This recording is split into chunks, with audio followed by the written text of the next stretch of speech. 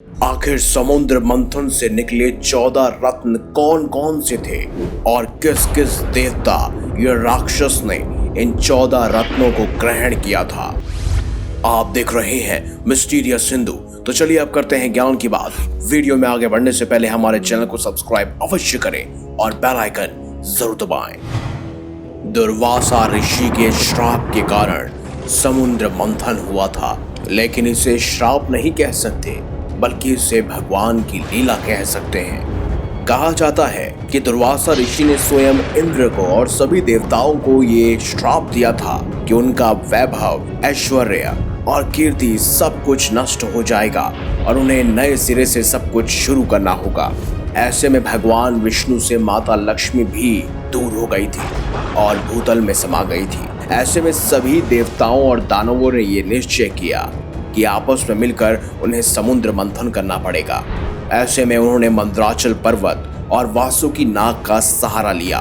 भगवान विष्णु ने अपना दूसरा अवतार यानी कि कूर्म अवतार लेकर मंदराचल पर्वत को अपनी पीठ पर स्थापित किया और उसके बाद शुरू हुआ समुद्र मंथन और एक एक कर समुद्र मंथन से 14 रत्न प्राप्त हुए। तो चलिए अब शुरू करते हैं और जानते हैं आखिर कौन कौन से थे ये खास 14 रत्न। समुद्र मंथन से सबसे पहले हलाहल विष निकला था। वो इतना खतरनाक था जिस वजह से पूरी की पूरी सृष्टि खत्म हो सकती थी। इसका वेग इतना तीव्र था कि इससे देवता दानव सभी विचलित हो उठे थे।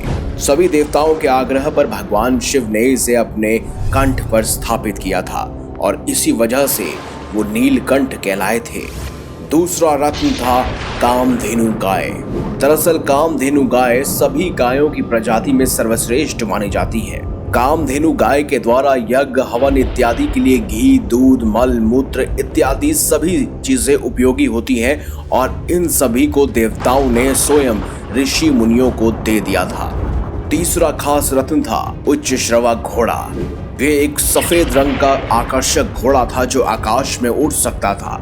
ये 7 मुख वाला अद्भुत घोड़ा था जो असुरों के राजा बलि को प्राप्त हुआ था। चौथा रत्न था ऐरावत हाथी। श्वेत रंग का अद्भुत हाथी जो सभी हाथियों का सबसे महान तथा उनका राजा था।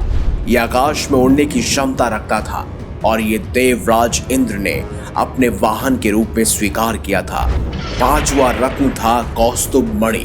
कौस्तुभ मणि सभी आभूषणों तथा रत्नों में सबसे अनमोल और बहुमूल्य था। इसका प्रकाश इतना दिव्य और तेज था कि चारों ओर अलौकिक प्रकाश की ज्योति छा जाती थी और इस मणि को स्वयं भगवान विष्णु ने धारण किया था। अगला छठा रत्न था कल्प वृक्ष। ये एक दिव्य औषधियों से युक्त वृक्ष था।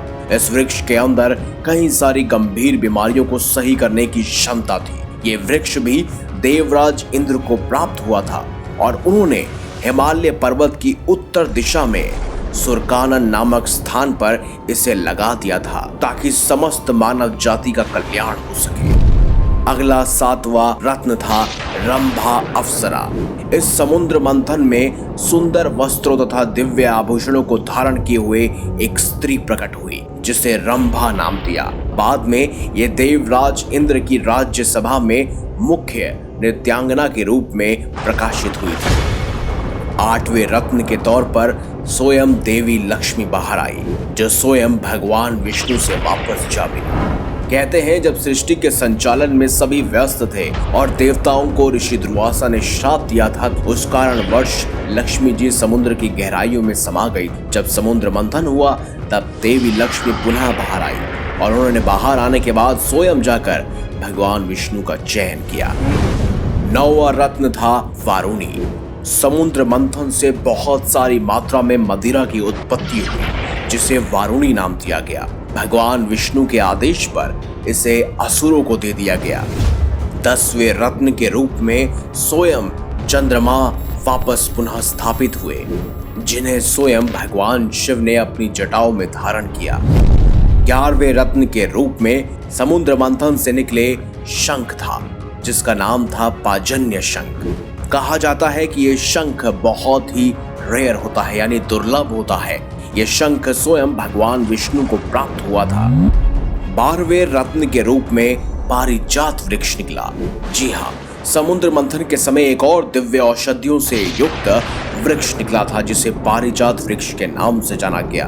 यह वृक्ष इतना ज्यादा चमत्कारी था कि इसको छूने मात्र से ही शरीर की सारी थकान मिट जाती थी और देवराज इंद्र ने इसे स्वयं स्वर्ग में स्थापित करवाया था। 13वें रत्न के रूप में निकला था सारंग धनुष।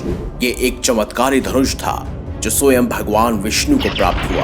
कहते हैं इसे स्वयं भगवान विश्वकर्मा ने बनाया था, जो कि अटूट था और बहुत ही शक्तिशाली भी। वहीं आखिरी और 14वें रत्न के रूप में निकला अमृत कलश। कहा जाता है कि भगवान धन्वंतरी अमृत कलश लेकर प्रकट हुए। वे अमृत को असुरों से बचाने के उद्देश्य से आकाश में उड़ गए, लेकिन असुरों ने अपनी तेज गति और शक्ति से उन्हें पकड़ लिया और अमृत कलश छीन लिया। इसके पश्चात भगवान विष्णु ने मोहिनी रूप धारण कर कलह समाप्त की और देवताओं को छल से अमृत पान करवाया और असुरों को पानी पिलाया। तो दोस्तों, यही थी समुद्र मंथन से निकले हुए 14 रत्न और उनकी जानकारियां कि 14 रत्न कैसे निकले, क्यों निकले और किस किस देवता या राक्षस ने उन्हें ग्रहण किया। अगर आपको हमारी ये खास जानकारी, ये वीडियो अच्छी लगी है तो इस वीडियो को लाइक करें, हमारे चैनल को सब्सक्राइब करें और ज्यादा से ज्यादा शेयर भी करें। मिलेंगे अगली बार एक नई खास वीडियो के साथ। तब तक के लिए देखते रहिए संपूर्ण ज्ञान का केंद्र बिंदु मिस्टीरियस हिंदू।